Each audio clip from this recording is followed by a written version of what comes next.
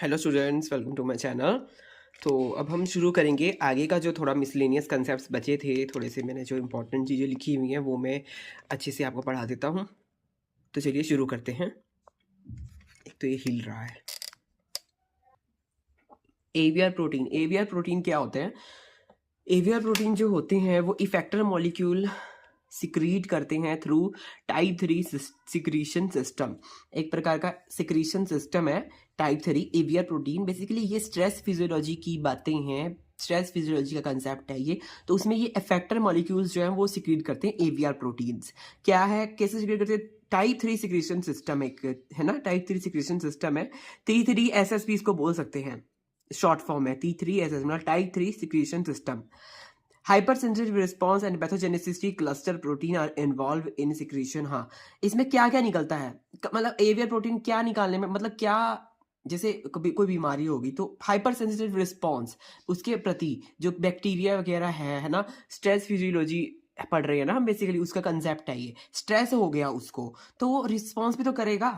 अब देखो उसके अपने मैकेनिज्म है, हमने पिछली लास्ट क्लास में हमने देखे थे कि जो बैक्टीरिया है ना, इन फंजाई है ना, वो उसके इन्वेड करने के अपने मैकेनिज्म है। उसको अपने आप, उसकी जो बैक्टीरिया है उसको अपनी कॉलोनी को सरवाइव करवाने के उसके पास अपने तरीके हैं, है ना, कई प्रकार के उसके पास मैकेनिज्म है ना। वो अफेक्टर मॉलिक्यूल्स को रिलीज करता है और और डिफरेंट डिफरेंट चीजें हैं करता है ताकि वो अपनी सर्वाइवल के लिए। ऐसे ही जो जो होस्ट है वहां पर भी रिस्पॉन्स आएगा, हाइपर सेंसिटिव रिस्पॉन्स आएगा ताकि वो बैक्टीरिया से लड़ सके।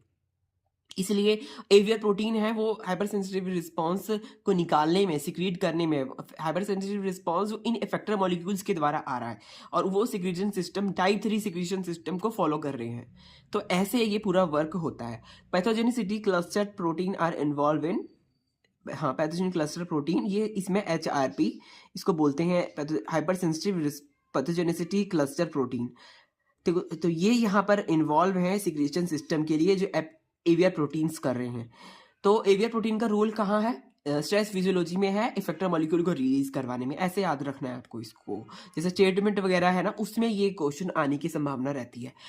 कंपोनेंट्स ऑफ T3SS, तो ये पूरा T3SS का मतलब है पूरा type 3 secretion system are conserved between animal and plant pathogenic plant bacteria. जो एनिमल और प्लांट पैथोजेनिक बैक्टीरिया है उसमें ये कंजर्व सीक्वेंसेस है, उसमें ये कंजर्व मतलब उसमें कभी चेंज नहीं होते, हमेशा कंजर्व्ड रहते हैं, इनको कोई चेंज नहीं कर सकता, है ना, ऐसा मतलब है, ऐसा कंजर्व्ड का मतलब। ठीक है, तो ये एक इंपॉर्टेंट बात हो जाती है एवियर प्रोटीन से रिलेटेड। एवियर प्रोटीन क्या है,